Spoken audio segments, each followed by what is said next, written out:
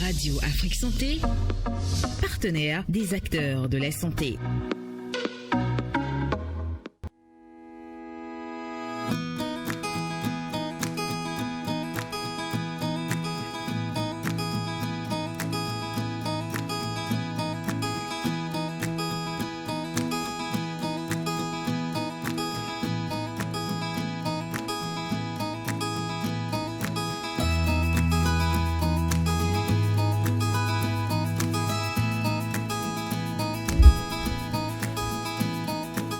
Bonjour à tous et merci de prendre une fois encore le rendez-vous de votre émission Tribune Santé. Depuis 3 numéros, nous avons lancé une série sur les facteurs déterminants de la santé. Et bien, cette série se poursuit après avoir abordé l'air, l'eau et leur importance dans nos vies pour avoir une bonne santé. Nous voici à un nouveau rendez-vous. Aujourd'hui, nous aborderons le cas de la terre et du repos comme facteur décisif de la santé.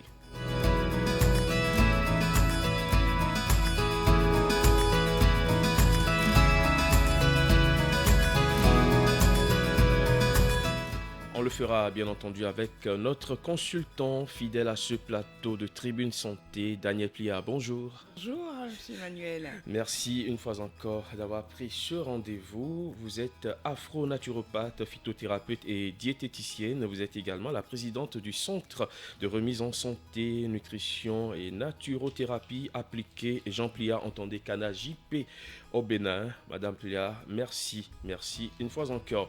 Alors, lors de la précédente émission, nous avons abordé l'eau. L'eau comme facteur décisif de la santé. Il serait quand même important de faire un petit rappel avant de poursuivre. Oui, tout à fait. Je vous salue tous, chers auditeurs, et merci d'être fidèles à cette antenne pour conquérir votre santé. N'oubliez pas ce qu'on avait dit, la santé, c'est une guerre. Et on est en plein dans la guerre, alors ceux qui veulent embarquer sur le paquebot, vous êtes la bienvenue. Nous avons donc commencé à poser les soubassements, les jalons qui vous permettent de pouvoir maintenir votre santé, la conquérir et la maintenir jusqu'à 100 ans. L'objectif, c'est ça, 100 ans, parce que nous sommes prévus pour vivre 100 ans. Est-ce que vous savez que c'est Buffon, le grand inventeur, si vous avez un peu de culture, Buffon, qui disait que ils ont fait les analyses sur les os humains. Est-ce que vous savez que nos os, entre le moment où nous vivons, nous sommes nés jusqu'au moment de notre mort, les os, et ça c'est scientifiquement expliqué, ont leur durée de survie. Vous savez que chaque chose a sa durée de survie. Aujourd'hui, on arrive à vous dire, votre voiture, si vous l'entretenez bien, vous pouvez la garder encore 10 ans. Par contre, s'il y a des facteurs qui, si vous ne faites pas suffisamment la vidange, si vous ne la nettoyez pas, vous risquez de la perdre plus tôt, même si elle est neuve. Alors, de quoi il s'agit quand elle est encore d'occasion? Donc, Buffon disait que nos os sont programmés pour vivre 100 ans. 25 fois 4 fois, avant que l'os puisse se dégrader et qu'on puisse dire, bon, à la jeter à la poubelle, il faut qu'il puisse survivre pendant 100 ans. 24 fois 25. Vous voyez la merveille que nous sommes vraiment des merveilles debout. Mais aujourd'hui, pourquoi nous partons si vite? Pourquoi il y a des morts à 50 ans? Pourquoi il y a des morts à 40 ans? Pourquoi il y a des morts à 70 ans? Ce n'est pas normal. Et les facteurs décisifs qui ont été posés pour nous, pour moi je dis Dieu, c'est mon Dieu qui les a créés. Par derrière, il y a une intelligence pensante parce que pour que ce soit aussi bien organisé, il y a forcément une énergie pensante. Pour que ces facteurs existent, nous avons nécessairement, pour vivre sur cette terre, besoin d'eux. On a parlé donc de l'air, on a parlé de l'eau, et je vais finir sur l'eau. La fois dernière, je vous en parlais en vous disant que l'eau est un médicament. C'est un médicament, au-delà de toutes les fonctions que je vous ai expliquées, qu'il gère les reins, qu'il gère les intestins, qu'il gère la peau. Je viens finir avec le fait qu'il soit un médicament parce que nos os, justement, pour qu'ils ne se rigidifient pas, pour qu'ils ne s'assèchent pas au fil des années, les os ont besoin d'eau. Et aujourd'hui, l'eau est un médicament. Pourquoi? Ceux qui ont eu déjà et qui le savent, on a des centres thermales. On appelle ça des centres thermales où on va guérir les maladies uniquement avec l'eau, avec des jets d'eau, avec des bains d'eau, avec des bains de siège, avec de l'eau glacée. Aujourd'hui, il y a toute une une action d'information que vous devez savoir. Par exemple, vous, les hommes, Emmanuel, vous devez éviter de vous laver avec de l'eau chaude. L'eau chaude n'est pas bonne pour votre sexualité. À combien d'hommes on explique ça? Et il y a beaucoup d'hommes déjà à 20 ans, 22 ans, non, je ne supporte pas l'eau froide. Alors que c'est dans l'eau froide, avec l'eau froide sur votre corps, que vous réinitialisez le système nerveux. Pour les femmes, pareil, prenez l'habitude de vous laver avec de l'eau froide. Plus elle est froide, plus elle va vous réveiller. Aujourd'hui, les orientaux, regardez dans les villages, est-ce qu'il n'y a jamais eu des chauffe-eau dans les villages? Pourtant, regardez comment ils durent dans le temps, nos grands-parents. Moi, mes grands-mères, c'était 99 ans. Solide, tonique. Tous les jours, leur petite eau qui sort du puits, c'est avec ça qu'elle se lave. L'eau est un médicament. Et vous voyez aujourd'hui, il y a des centres en Europe et dans le monde entier où vous allez et tous les soins si vous allez faire 15 jours, pendant 15 jours, on vous baigne dans l'eau, on vous remet dans l'eau pour vous permettre de réparer. L'eau est un réparateur. Donc voilà, et je vous dis, c'est un médicament. Donc, vous voyez, tout ce que j'ai développé autour de ça, c'est un facteur décisif. Aujourd'hui, nous allons donc appuyer sur un autre facteur décisif, c'est le soleil, la lumière. La lumière. Qui dit soleil, dit lumière. S'il n'y a pas de soleil, il n'y a pas de lumière. Facteur incontournable également. Vous savez, il y a des contrées dans le monde actuellement qui, au cours de certaines périodes de l'année, la majeure partie de l'année, n'ont pas de soleil. C'est terrible. Et vous savez ce qu'ils font pour y pallier? Ils sont obligés de créer des lumières artificielles qui miment le soleil et ils s'y exposent. On leur demande de tous les jours de s'y exposer pour ne pas être carencés en certaines vitamines. Eh oui, le soleil. Nous l'avons tellement en Afrique. Les Africains, écoutez-moi, arrêtez de fuir le soleil. Oh, le soleil est là. Parfois, je suis au soleil, les tantes ou les gens quittent le soleil. Je dis, mais pourquoi je vais quitter le soleil? Laisse-moi m'exposer au soleil. Et notre peau, et ça vous devez le savoir, vous les Africains, nous ne sommes pas des Blancs. Les Blancs ne sont pas des Asiatiques. Les Asiatiques ne sont pas des Amérindiens. Et quand on va aborder dans une thématique, je vais vous parler un peu du peuplement de la Terre. Nous ne sommes pas des Blancs. La structure de notre peau a été conçue par le créateur, le propriétaire, celui qui nous a créés, pour que nous puissions être dans des environnements chauds. Le soleil, la peau des Noirs, et c'est les dermatologues, nous avons fait un séminaire historique à notre centre, et on avait un grand dermatologue, le docteur Dehoumont, que je salue de loin, qui nous a parlé de la structure de la peau noire. Notre peau est beaucoup plus, comment dire, elle a un revêtement beaucoup plus épais. Voilà, elle est plus épaisse que la peau des Européens. Les gens qui ont la peau claire, blanche, ont des peaux plus fragiles. Et c'est pour ça que vous observez que quand ils vont au soleil, et que le soleil tape de manière inconsidérée, la peau rougit. Et eux, ils aiment bien ça parce qu'ils veulent bronzer. Ils n'aiment pas leur peau. Vous voyez comment l'homme est? Eux, ils sont blancs là-bas. Et ils cherchent à devenir bronzés, c'est-à-dire métissés, avec des peaux brunies. Et ils vont se mettre... Ils n'arrivent même pas à trouver le soleil. Mais regardez ce qui se passe en France ou dans les pays européens. Dès que le soleil sort, ils sortent comme des mouches pour aller s'exposer dans les jardins. Vous avez dans les jardins du Luxembourg en France et dans les jardins à Londres, c'est comme des mouches pour aller chercher le soleil, les rayons du soleil. Et pendant ce temps, c'est le contraire chez nous. Et pendant ce temps, c'est le contraire chez nous. 365 jours sur 365 jours, à part un mois, comme le mois d'août actuellement où il y a une baisse de la luminosité. Nous sommes exposés au soleil et nous ne savons pas la bénédiction et la bénédiction que ça représente pour nous, pour notre santé. On est sur l'axe de la santé. Le soleil, la lumière, on ne peut pas vivre sans lumière. Si vous vivez, c'est-à-dire que vous voyez que dans les camps de concentration, vous savez comment on détruisait les gens? On ne les malmenait pas, hein. On ne leur faisait pas de maltraitance. On les mettait dans une cabine noire. Cagibi noir, même pas de 1 mètre carré. Et on les mettait là pendant un mois. Au bout d'un mois, on venait les retrouver morts. Vous voyez l'importance de la lumière. La lumière, elle est incontournable. Comme je dis, je l'ai dit, rappelez-vous, Emmanuel, je dis, on ne combat pas les ténèbres. On met de la lumière. Si on est dans le sombre ici, que vous mettez la lumière, tout s'éclaire. La lumière est indispensable. Retenez que c'est une source d'énergie. Sans lumière, Sans soleil, il n'y a pas de végétaux. Sans lumière, sans soleil, l'eau la meilleure devient une eau saumâtre, verdâtre, et elle pourrit. Parce qu'elle n'a pas la lumière de la vie qui lui donne de la vivacité et qui se renouvelle. C'est pour ça que l'eau de mer, c'est une merveille.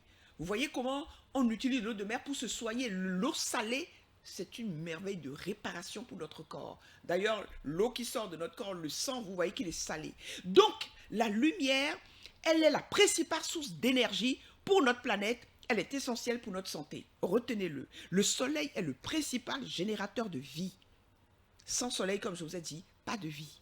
Un antiseptique très puissant et un stimulant. Stimulant. Vous êtes fatigué?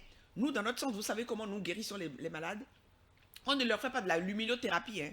Comme technique, comme je dis, la luminothérapie, c'est pour les Suédois, c'est pour les Norvégiens. Mais nous, en Afrique, notre luminothérapie, c'est le soleil. Et bien, quand ils finissent de manger, tout au long de la journée, nous les faisons marcher au soleil. Au début, quand on a des personnes âgées, on m'a dit que le soleil n'est pas bon. Je dis, oh papa, faut te taire, marche au soleil. 5 minutes, vous finissez de manger, premier réflexe, cher auditeur, quittez votre salle à manger, surtout si elle est climatisée. On a parlé de ça, hein. Vous quittez la chambre, la salle à manger climatisée et vous sortez. Allez me prendre des sources de lumière.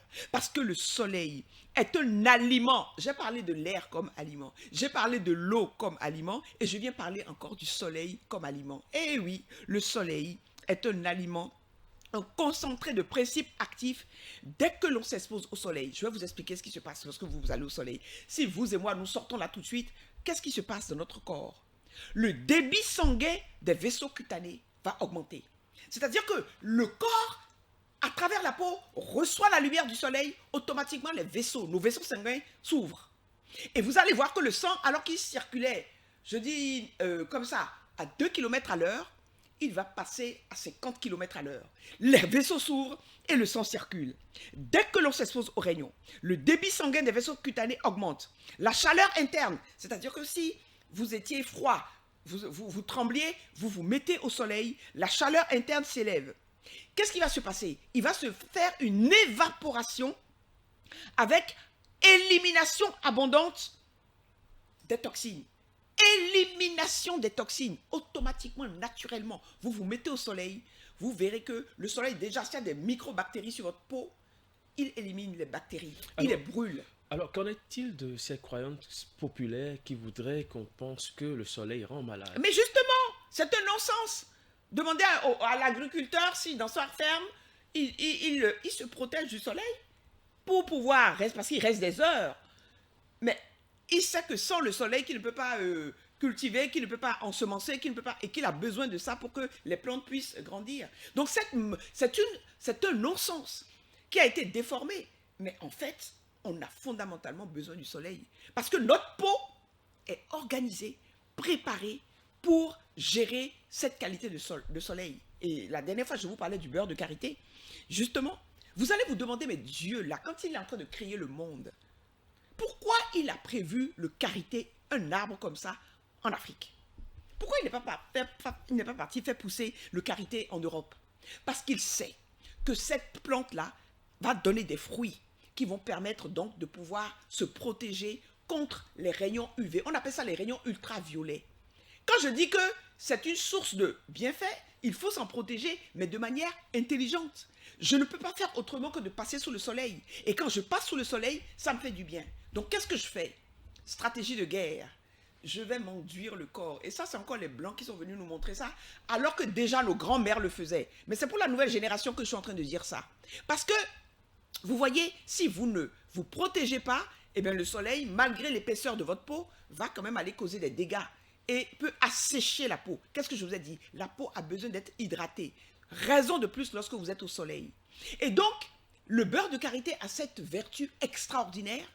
Et c'est encore, je dis, les Blancs qui sont allés nous faire des études. Moi, j'ai lu un livre, un documentaire qui a été fait de près de 50 pages, où c'est un docteur français qui a eu à faire l'apologie du beurre de karité. Ah, j'étais extraordinairement interloqué. Je dis, c'est pas possible. C'est un Blanc qui vient nous faire découvrir les vertus du beurre de karité. Et regardez quand les Européens viennent ici, ils courent dans nos marchés pour aller chercher le beurre de karité.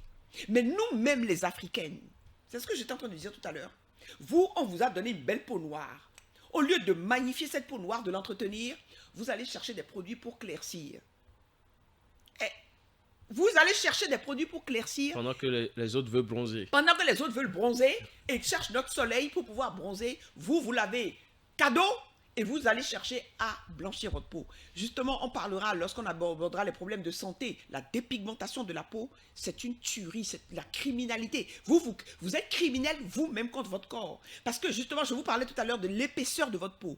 Quand vous prenez et que vous commencez à mettre des produits pour vous clarifier la peau, mes chères femmes, et beaucoup d'hommes aussi commencent à le faire, hélas, eh bien, vous êtes en train de réduire l'épaisseur de la peau qui est moins exposée. Et souvent, vous voyez les gens qui se dépigmentent, vous voyez à travers la peau, vous voyez les veines. Mais c'est grave, vous n'avez plus aucune protection.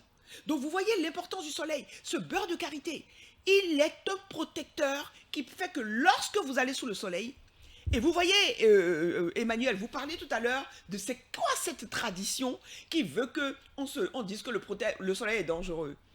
Le soleil est dangereux, comme je dis, il a des rayons ultraviolets. Vous allez passer 2 heures au soleil, il ne faut pas exagérer. Je ne vous demande pas d'aller vous mettre 2 heures au soleil. Mais je vous dis, recherchez cette lumière. Dans cette logique, quand je me dis, le beurre de karité, qu'est-ce qu'il fait? Parce que, pareillement, de la même manière que vous parlez du soleil, beaucoup de jeunes aujourd'hui, ou même des femmes de ma génération qui me disent, mais le beurre de karité fait noircir. Aïe! Et puis je dis, c'est pas possible. De quoi vous parlez? Le beurre de karité qui fait noircir, je vais vous expliquer ce qui se passe avec le beurre de karité. Lorsque vous prenez le beurre de karité et que vous en enduisez votre peau, mes chères dames, eh bien vous savez, automatiquement le corps rentre dans un mode protection, autodéfense. Et quand vous passez sous le soleil, lorsque les rayons ultraviolets arrivent et veulent pénétrer, du fait de la présence du beurre de karité qui est un protecteur anti-UV, on appelle ça un anti-UV, il fait brunir la peau, qui résiste donc aux rayons ultraviolets. Ça fait que l'ultraviolet ne pénètre pas votre peau. Mais c'est une protection extraordinaire. Et donc, comme la peau brunit, vous observez, vous dites, elle fait noircir. Mais c'est juste un brunissement pour pouvoir avoir plus tard une peau plus rayonnante. Regardez nos mamans.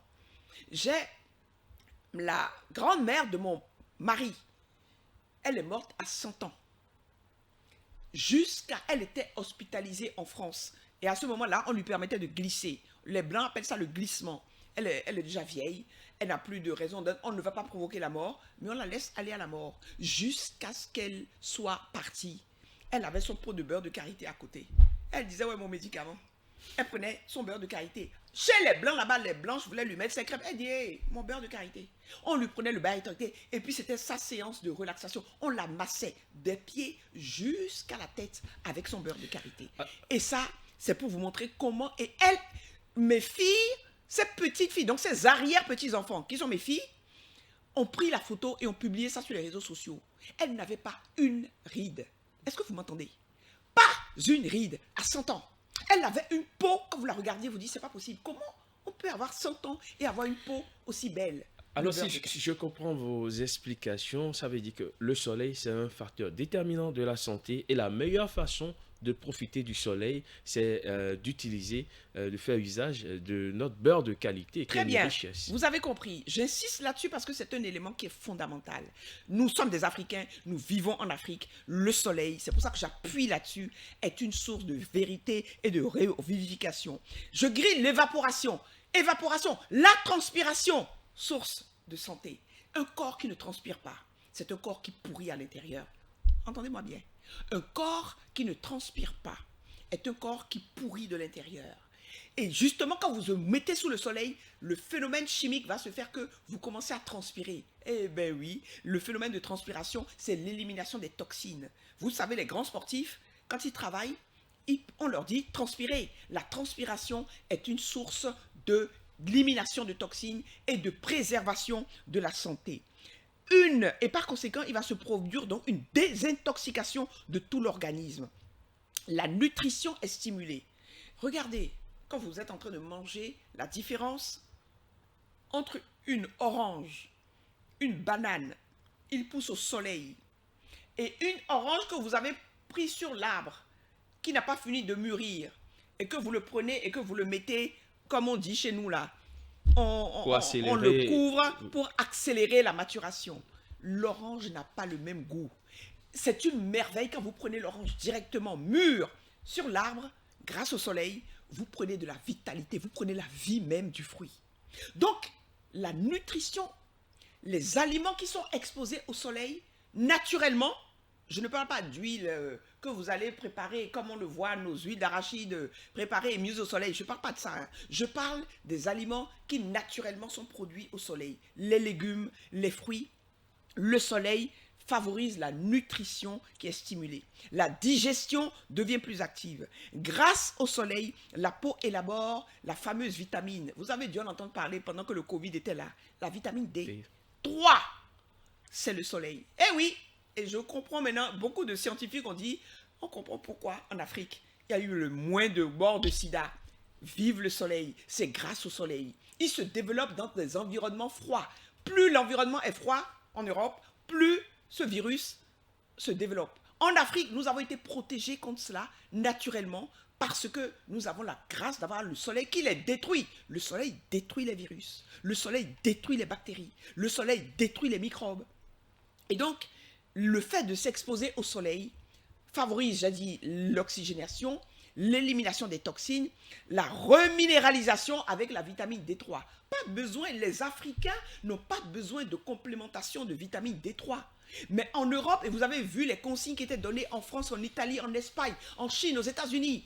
Doubler les doses de vitamine D3, donner de la vitamine D3. Donc les Covidés là, on les bourrait de vitamine D3, mais malheureusement, c'était de la vitamine synthétique. Elle ne remplacera jamais l'extraordinaire vitamine D3 venue directement du soleil et qui va venir nous faire du bien et qui va fortifier nos os et qui va nous donner une peau magnifique et qui nous permet donc de pouvoir être en belle santé. Vive le soleil qui est un facteur décisif pour notre santé et pour l'être humain. Comme je vous dis, imaginez la terre sans soleil. Tout meurt. Sans soleil, tout meurt. Il n'y a pas de terre, la terre ne fonctionne pas, l'eau n'est pas régénérée, l'air n'est pas purifié parce que le phénomène du végétal, du minéral et de l'animal, nous sommes des animaux, même si nous sommes des animaux évolués, ce phénomène ne peut se faire. La source du végétal, du minéral et de l'animal, c'est l'énergie solaire. Sans soleil, il n'y a pas de vie sur la terre. Donc vous voyez que c'est un facteur décisif. Et je veux vous parler à vous les Africains. Arrêtez de fuir le soleil. Protégez-vous de la bonne manière, adoptez le beurre de karité. Et je vais vous donner une anecdote parce que c'est bien quand même. Quand je donne les témoignages, ça stimule un peu les mamans. J'avais mes filles, quand elles allaient à l'école, moi, depuis que je suis bébé, ma grand-mère, elle est Peul. Peul de Djougou, du nord du Bénin. Et quand nous sommes nés, elle a appelé ma maman, elle dit, écoute-moi bien, tous mes petits-enfants doivent être badigeonnés de beurre de karité. Et c'est ce que maman nous a fait depuis que nous sommes bébés. Nous avons le beurre de karité. Et donc moi, je perpétue la tradition, qui est une excellente tradition. Nous, les Africains, soyons riches de nos traditions.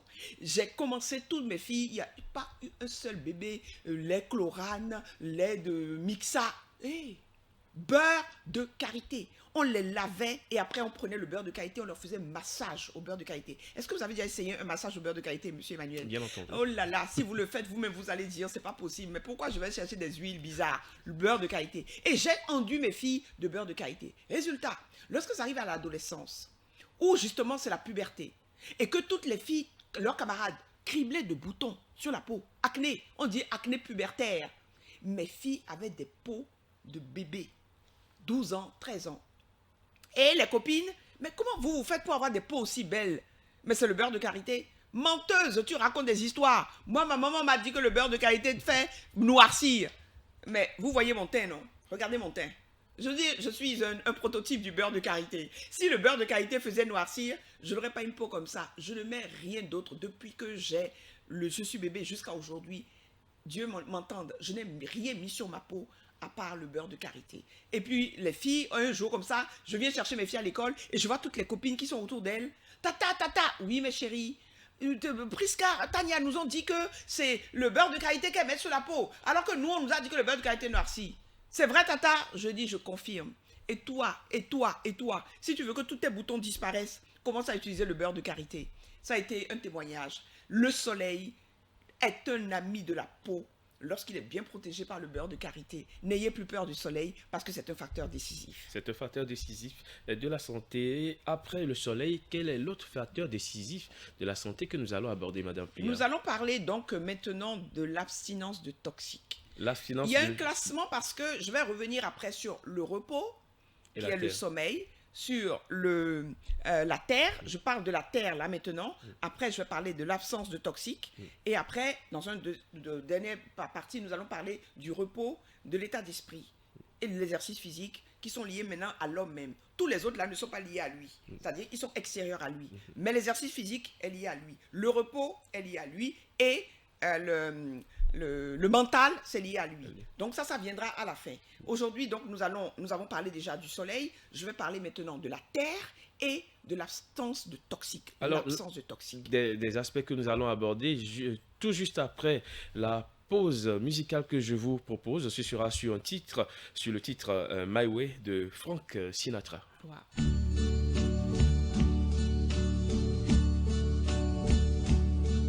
And now to think I did all that, and may I say. Retour dans ce studio après cette pause musicale sur ce titre My Way de Frank Sinatra. My Way qui signifie en anglais mon chemin. Et nous sommes dans ce studio en train de tracer le chemin de la conquête de la santé.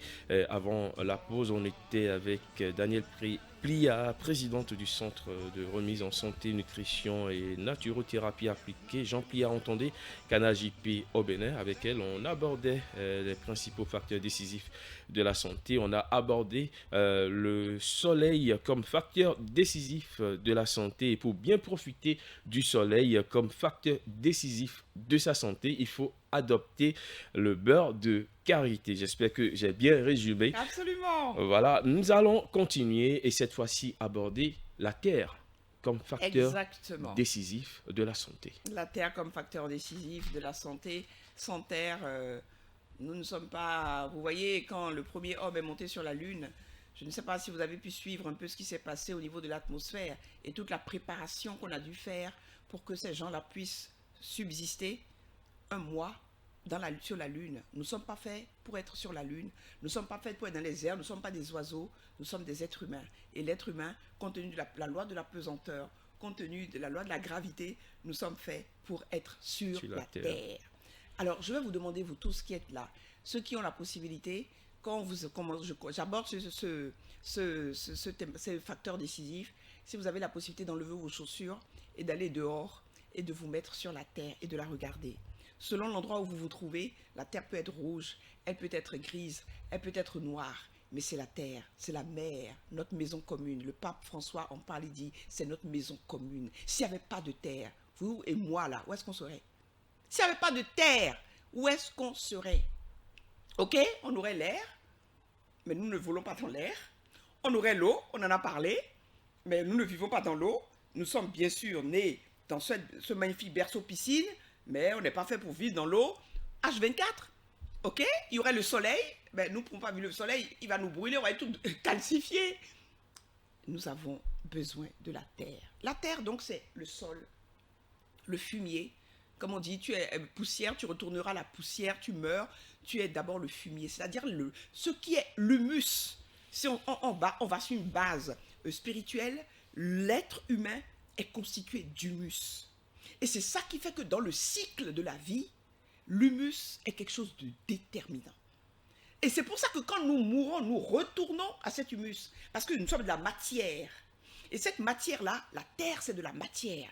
Mais cette terre, elle vit. Pourquoi quand vous creusez la terre, vous allez voir l'eau? Eh bien, c'est comme je dis, le cycle de la vie, la terre, elle est posée sur les eaux. L'eau est en dessous. Et c'est l'eau qui favorise donc l'existence de la terre. Et vous allez comprendre tout le règne du minéral. Le minéral, il est là statique sur des milliers d'années, des milliards d'années. Il bouge très peu. Et ce minéral maintenant, c'est grâce à lui que vous aurez la terre. Est-ce que vous avez déjà vu pousser à part même une plante uniquement dans l'eau? C'est pas possible. Prenez de l'eau et puis mettez la plante là dans l'eau. à part quelques-unes, même le nénuphar, elle a besoin de Bien la sûr, terre qui est en bas. Donc, au fond de l'eau, vous avez de la terre. Vous voyez ce que je veux dire? Ça veut dire que la terre, même l'eau, ne peut pas subsister sans La la terre. terre. La terre est un élément de sécurisation de notre corps et de la santé. Parce que, ce que nous allons manger, ça vient d'où? De la terre. Merci. L'arbre qui va pousser, la graine que j'ai mis en terre et qui va monter pour donner le grand arbre là, c'est d'abord dans la terre. Elle a pris dans ses racines, elle va aller prendre de l'eau. Elle prend quoi? De l'eau. Et puis elle va prendre donc justement les minéraux, les trucs qui vont lui permettre de créer la plante qui va maintenant déployer ses ailes, déployer ses branches, déployer ses feuilles. Grâce à quoi? À l'eau qui est arrivée, au soleil, bien sûr, et maintenant aux minéraux, la chlorophylle qui va maintenant être fabriquée. Notre terre est notre patrimoine commun. Mais aujourd'hui, regardez ce que nous avons fait de cette terre. Cette terre, lorsque je vous dis marcher pieds nus, est-ce que vous savez que marcher pieds nus, marcher dans la terre, marcher dans le sable, marcher même dans la boue, est un facteur de régénération du corps? Vous allez me dire, mais qu'est-ce que Madame Daniel nous ramène encore aujourd'hui? Oui, nous sommes devenus complètement aseptisés. Nous vivons avec des chaussures. Nous vivons dans des environnements où il n'y a que du carreau. Et dans nos maisons, je parlais tout à l'heure de jardin, nous n'avons même plus la terre. Nos enfants ne savent plus s'amuser dans la terre. Or, la terre est un facteur d'immunisation contre les maladies. Est-ce que vous savez ça? Si vous êtes régulièrement, des statistiques mondiales au niveau de la santé ont démontré que les enfants qui naissent dans les fermes, dans les villages, ont une capacité à mieux résister aux bactéries, aux microbes que les enfants qui naissent dans des environnements aseptisés. Mais il n'y a qu'à regarder notre mode de fonctionnement en Afrique. Moi, je suis toujours fascinée lorsque je me balade à travers le Bénin de voir comment les mamans gèrent leur bébé. Mais le bébé est mis au contact de la terre dès les premiers jours de sa venue. Il n'y a pas une affaire de berceau, de ceci. J'arrive, je veux une vendeuse, elle a son bébé au dos. Quand le bébé la dérange, elle prend la natte, elle jette la natte par terre, elle pose l'enfant dessus. Et l'enfant, lui, il traîne, il va sur la terre. Mais je n'ai jamais vu une maman venir soulever l'enfant pour dire « Non, non, non, non, il faut pas que tes pieds touchent la terre. » Les enfants là, ils sont robustes. Et je vous ai dit que les premiers colons, quand ils sont venus pour venir, les esclavagistes là, et ils sont venus prendre les Noirs de chez nous, et les esclaves qui sont partis de la terre du Bénin et de d'autres terres d'Afrique pour aller en Europe, ils étaient stupéfaits de voir la capacité de résistance des Noirs. Il y avait d'autres nationalités, mais eux, ils mouraient comme des mouches. Les Noirs, on les prend dans les environnements les plus rudes, les plus brutals. Ils tiennent la route parce qu'on les a fait naître dans la terre. C'était des gens qui étaient au contact de la terre. La terre est un système d'immunisation parce que dans la terre, vous avez quoi? Les microbes. Il y a un processus qui est essentiel que je veux vous expliquer. C'est que à partir du minéral dont je vous ai parlé, le végétal, lui, il va se constituer. Sans minéral, il n'y a pas végétal. Et l'intermédiaire, donc, c'est la terre. La terre, elle fait le tampon entre le minéral et le végétal. Le végétal est au-dessus de la terre. Mais sans la terre, elle ne fonctionne pas. La chlorophylle s'installe. Donc, vous voyez le triangle. J'ai fait le même schéma pour vous le montrer. Regardez. Regardez bien. Vous avez le schéma qui vous montre le règne végétal. C'est là l'énergie, elle est accumulée tout lentement. Regardez le temps que prend une plante. 1 an, 2 ans, pour avoir des baobabs, pour avoir des carités, ça prend lentement. L'énergie se diffuse lentement grâce à l'effet du soleil. On est sur le règne végétal. Sur la seconde ligne, branche du triangle, vous voyez le règne animal que nous sommes. Donc le minéral sur la terre, le végétal et maintenant l'animal. L'animal, ce sont les animaux. Et nous sommes des animaux évolués. Vous avez donc l'énergie qui est dépensée rapidement grâce à la collecte du soleil, de l'air, de l'eau, comme on l'a expliqué déjà. C'est le triangle de la vie, ça. Et maintenant, qu'est-ce que vous êtes en train de lire? Vous ne le lisez peut-être pas bien, mais je vais vous le lire en bas ici, le bas du triangle, le bas, vous avez donc les microbes. Ça me dit, mais qu'est-ce que les microbes viennent faire dans le cycle de la vie? C'est tout simplement en train de vous dire que sans microbes, il n'y aura pas possibilité de vie. La santé, notre santé, elle s'exerce au contact des microbes. Parce que dans le processus de dégradation de la matière, pourquoi pour nourrir les plantes, on prend les excréments des moutons et des vaches et des poulets? Dégradation, les excréments qu'on récupère. Et ces excréments-là, ils sont détruits comment? Grâce aux microbes. Les microbes les attaquent. Ils sont indispensables à la vie et à la santé. Imaginez un enfant, et c'est ce que je vous suis en train de dire, aseptisé, sans contact avec la terre, sans contact avec la nature. Vous allez voir qu'il est ouvert à toutes les bactéries. Dès lors que vous allez le sortir de son environnement aseptisé, qui va se retrouver dehors, les premiers microbes, les bactéries qui vont l'environner vont le détruire. Vous êtes en train de voir ce qui se passe aujourd'hui dans notre société, en Afrique, de l'explosion des allergies. L'allergie, c'est que le corps n'a plus les éléments de défense qui lui permettent de résister aux microbes et aux bactéries qui l'environnent. Emmanuel, vous et moi qui sommes là, nous sommes environnés de microbes. Si nous nous prenons au microscope maintenant et qu'on se regarde, vous allez voir, selon votre état de santé et selon le mien, si vous avez un bon état de santé, vous allez voir une couche comme ça de microbes autour de vous. C'est le signal. Vous en avez, vous ne pouvez pas fonctionner sans, et c'est eux qui maintiennent votre santé. Et à côté de vous, moi, je suis là, mais vous allez voir un paquet de microbes comme ça. C'est le signal qu'ils ont vu tout ce qui leur permet de pouvoir fonctionner là. Ils s'agglutinent. Et ça signale le mauvais état de santé. C'est un juste équilibre. Sans les microbes, on ne reconstitue pas le règne végétal. Et l'homme également ne peut pas se nourrir. Tu vas te nourrir avec quoi? Mais cela va quand même à contre-pied de ce qu'on nous avait appris à l'école, que les microbes nous rendent malades. Eh oui. Et je vais vous lire à ce niveau un grand professeur, docteur, qui écrit ceci. Le microbe est le pivot qui ferme le cycle de la vie et permet la continuité du processus de passage de l'énergie dans la matière et de la transformation de celle-ci. C'est grâce à lui que s'opère l'éternel recommencement. Ça, professeur Geoffroy, ce n'est pas moi qui le dis. Il continue. Le microbe joue dans l'harmonie universelle un rôle capital. Un rôle plus important encore, si c'est possible, que l'animal et le végétal. Ce rôle de destruction en vue d'une création nouvelle se retrouve constamment dans la fonction microbienne à toutes les échelles.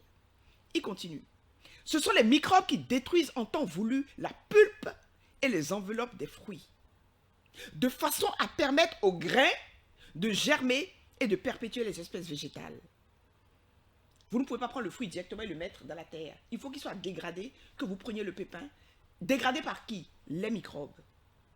Ce sont les microbes qui détruisent les êtres vivants, végétaux, animaux ou humains, lorsque leur quantité, écoutez bien, lorsque leur quantité augmente sur la terre au-delà de certaines limites et que leur qualité diminue dans les mêmes proportions.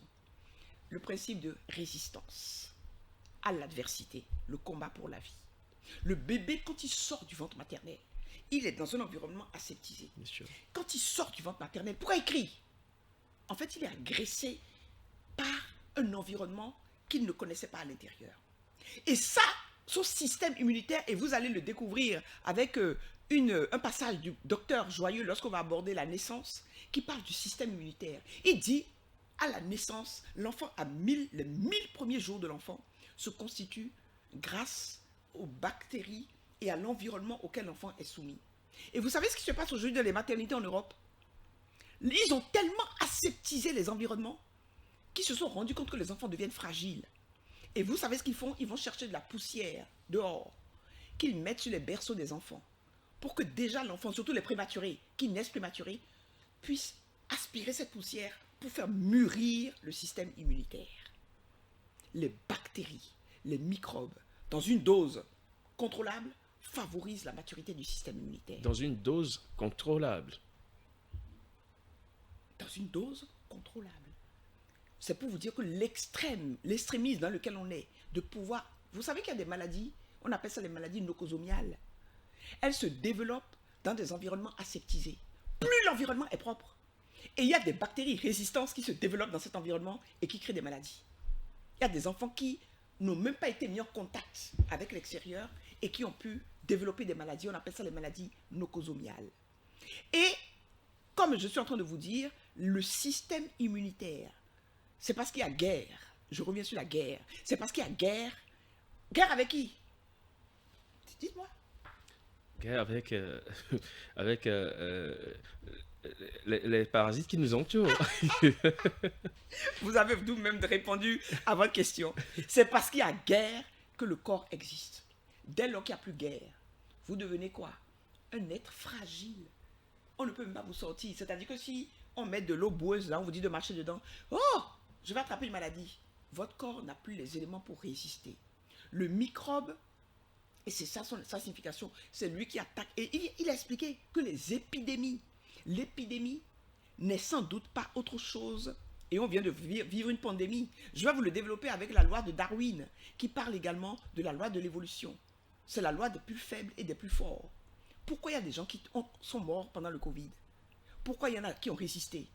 C'est une affaire de diminuité. L'épidémie n'est sans doute pas autre chose qu'une loi de nature. Une de ces lois implacables, certes destructrices, certes dont parlent les grands savants, aussi inexorables que celle du monde sidéral, répondant à l'affaiblissement du potentiel vital des espèces, comme la guerre n'est probablement elle-même qu'une réponse à l'affaiblissement du sens moral de l'espèce humaine. Je suis obligé de vous citer les grands penseurs parce que on va dire que c'est Daniel qui invente des thèses, qui développe des thèses. Le schéma, je l'ai emprunté au livre. Vous voyez, il est en petit format, je l'ai simplement agrandi. Je m'instruis et je découvre des choses qui me permettent d'affermir la notion de santé. La santé est une guerre et c'est grâce à notre terre. Si la terre n'était pas là pour nous favoriser l'émergence, regardez, il y a eu un documentaire qui a été fait par une grande journaliste. Et ça, c'est votre métier, ça. Les journalistes d'investigation. Elle s'appelle Corinne Serrault. Elle a fait un documentaire qui a défrayé la chronique, où elle a montré comment aujourd'hui notre terre s'appauvrit à cause des pesticides, des raticides, des topicides et de tout ce que nous mettons dans la terre pour soi-disant l'aseptiser et enlever les microbes, les vers de terre, les microbes. Elle a montré ça au microscope, elle est partie dans des champs et elle a montré la pauvreté de la terre utilisée qui a été nourrie aux engrais chimiques fabriqués par l'homme et l'autre côté, la terre naturellement entretenue avec son renouvellement, comme je vous dis, avec les excréments des vaches, des animaux, ces excréments qui vont aller dans la terre et qui vont lui redonner de la puissance. Pourquoi? Pour faire pousser aujourd'hui, demandez à tous les vétérinaires, ils proposent la fiente de poulet, de la fiente de mouton pour pouvoir mettre dans la terre et même pour faire planter. Moi, je mes plantes, pour les faire pousser, je mets de l'engrais naturel pour les faire pousser. C'est la thèse que je suis en train de développer. En disant que notre terre, les éléments qui sont constitués de cette terre favorisent la santé. Et que si nous essayons de l'aseptiser, de la détruire comme nous le faisons actuellement, eh bien le résultat, c'est que nous allons avoir une terre qui va être pauvre. Et elle a montré dans ce documentaire, il faudrait que je vous donne les références du référenteur, vous pouvez même proposer ça à vos auditeurs sur cette radio pour qu'ils puissent la suivre. C'est puissant. Elle a montré comment, au bout de 20 ans, de 30 ans de terre qui ont été utilisés avec des engrais chimiques, la terre devient dure. Et elle va se craqueler. C'est-à-dire qu'il n'y a plus de vie. Et quand vous mettez un insecte là, l'insecte meurt automatiquement. C'est-à-dire que la terre devient un ennemi pour les microbes et les insectes qui sont là. Non, on ne lutte pas. Qu'est-ce que je vous ai dit? Je dis toujours, on ne combat pas les microbes. On les contrôle. Monsieur Emmanuel, on ne combat pas les microbes, on les contrôle. Et c'est ce qui se passe dans le processus de la fièvre. Quand nous avons de la fièvre, c'est notre système immunitaire qui veut mûrir, qui veut se raffermir, et donc il y a une guerre avec les microbes. Si vous essayez de faire baisser trop rapidement la fièvre, le corps, vous ne lui donnez pas l'espace au corps de pouvoir remporter la victoire. Il faut contrôler la fièvre. Il ne s'agit pas de dire il faut laisser la fièvre, il faut la contrôler. C'est la même chose pour les microbes. Et donc la terre, vous êtes en train de comprendre, mes chers auditeurs, ce que je suis en train de vous expliquer, pour vous dire que sans notre terre, et notre terre telle qu'elle doit être, et non pas telle que nous les hommes, nous la voulons. Parce que le résultat, c'est aujourd'hui des terres qui sont complètement dévitalisées, déminéralisées. Vous savez l'impact que vous avez, et vous-même, vous en parlez souvent. Mais maintenant, moi, j'ai peur de manger des légumes, hein. Mais maintenant, j'ai peur de manger des fruits, hein. Pourquoi? Parce qu'à cause des engrais, hein, des OGM, hein, qu'on est en train de mettre, Monsanto, ils sont devenus tout puissants. Et ils ont commencé donc à détruire nos terres. C'est un débat, on en parle. Le sommet mondial sur l'écologie qui s'est passé récemment, où vous avez vu les tenants qui ont milité pour que l'environnement soit protégé. Si notre terre est détruite, nous les hommes, comment nous pouvons prétendre vivre en bonne santé sur une terre qui est malade? C'est la question que je suis en train de poser. Et je crois que le temps est arrivé pour vous dire que notre terre, c'est un élément de notre santé, facteur décisif. De la santé. Alors, il nous reste à peine 1 minute avant de mettre un terme à cette émission. Si vous devez conclure. La conclusion, elle est là. C'est comme je vous ai dit, comment on peut prétendre vivre en bonne santé sur une terre qui est malade? Vous et moi, quand on sort, nous sommes au contact de la terre. Même si nous recouvrons la terre de ciment, même si nous la recouvrons de pierre, c'est d'abord en dessous la terre. Donc, mes chers auditeurs, je vais vous faire comprendre que l'environnement, ne restez pas dans votre coin pour dire, moi, non, ça ne me concerne pas, non, c'est les gouvernants.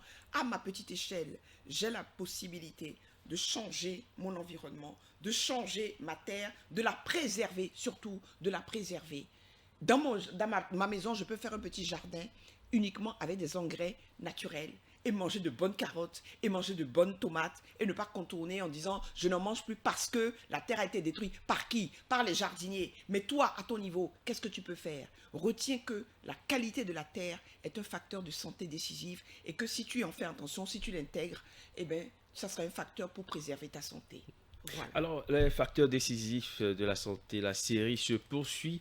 Nous avons abordé aujourd'hui le soleil comme facteur décisif de la santé, la terre comme facteur décisif de la santé. Quels sont les facteurs que nous aurons à aborder au cours du prochain numéro, Madame? Le prochain numéro, nous allons aborder maintenant l'absence de toxiques. Quand cette terre nous a été mise à disposition, la terre qu'avaient nos ancêtres, elle n'était pas aussi intoxiquée que nous l'avons aujourd'hui. Nous allons l'aborder et nous allons décortiquer maintenant les autres facteurs qui sont liés à l'être humain directement, à savoir le repos, l'état d'esprit et l'exercice physique. Merci à vous. Nous arrivons au terme de ce numéro de Tribune Santé. Mesdames, Messieurs, merci de nous avoir suivis. J'étais en studio avec Danielle Plia, afro-naturopathe, phytothérapeute et diététicienne. Elle est également la présidente du Centre de remise en santé, nutrition et naturothérapie appliquée Jean Plia, entendez Cana JP au Bénin. Merci pour toutes ces explications. Chris Guézo Arianou était à la réalisation. Au micro, Emmanuel Crépi. N'oubliez pas que la santé, c'est ce que nous avons de plus précieux. Surtout, restez à l'écoute de Radio Afrique Santé.